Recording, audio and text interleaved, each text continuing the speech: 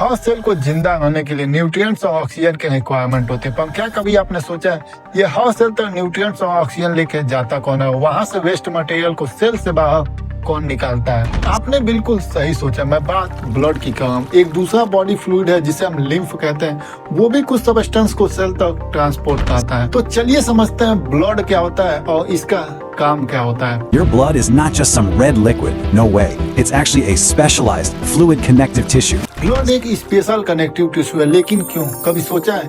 क्योंकि ये nutrient transport करने के साथ साथ बॉडी के डिफरेंट पार्ट को भी कनेक्ट करता है। इसके फ्लूइड मैट्रिक्स में प्लाज्मा और फॉर्म्ड एलिमेंट मौजूद होते हैं। बात करें प्लाज्मा की तो ये स्ट्रॉ कलर यानी हल्का पीला कलर का एक विस्कस फ्लूइड होता है जिसमें नियरली 55% ब्लड मौजूद होता है। प्लाज्मा में 90 से 92% वाटर होता है और केवल 6 to 8% प्रोटीन पाया जाता है। जो प्रोटीन प्लाज्मा में मेजर अमाउंट में पाए जाते हैं वो है फिब्रिनोजन, ग्लोबुलिन एंड एल्ब्यूमिन।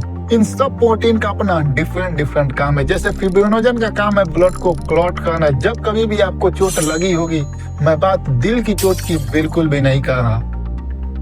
अरे कहना क्या चाहते हो? मैं कहना चाहता हूँ कि जब कभी भी आपको नॉर्मली चोट लगी होगी जैसे हाथों में या पैरों में और ब्लड लॉस हो रहा होगा, तो फिब्रिनोजन ब्लड को क्लॉट करके ब्लड लॉस को रोकता है। बात करें ग्लोबुलिन प्रोटीन की तो ये इन्वॉल्व होता है डिफेंस मैकेनिज्म में, यानी ये प्रोटीन आपके इम्यून सिस्टम को मजबूत बनाता है जिससे आप कभी भी बीमार न पड़ जाएं। बात करें एल्ब्यूमिन की तो ये इन्वॉल्व होता है ऑस्मोटिक बैलेंस में। प्लाज्मा में ग्लूकोज, अमीनो एसिड, लिपिड्स के साथ साथ कुछ अमाउंट में मिनरल्स भी होते हैं जैसे सोडियम, कैल्शियम, मैग्नीशियम एक्सेट्रा, जो हमारे ब्लड पीएच को मेंटेन रखते हैं। अब बात करते हैं फॉर्म्ड एलिमेंट के बारे में। फॉर्म्ड एलिमेंट कलेक्टिवली होता है इरिथ्रोसाइट, ल्यूकोसाइट एंड प्लेटलेट्स के, जिसमें 45% ऑफ टोटल ब्लड होता है। बात करें इरिथ्रोसाइट्स की तो इसे ही रेड ब्लड सेल यानी आरबीसी कहते हैं। एक एवरेज हेल्दी मैन में इसका नंबर 5 मिलियन से लेकर 5.5 मिलियन पर लीटर ऑफ ब्लड होता है। एडल्ट में आरबीसी का फॉर्मेशन रेड बोन मैरो में होता है और वहीं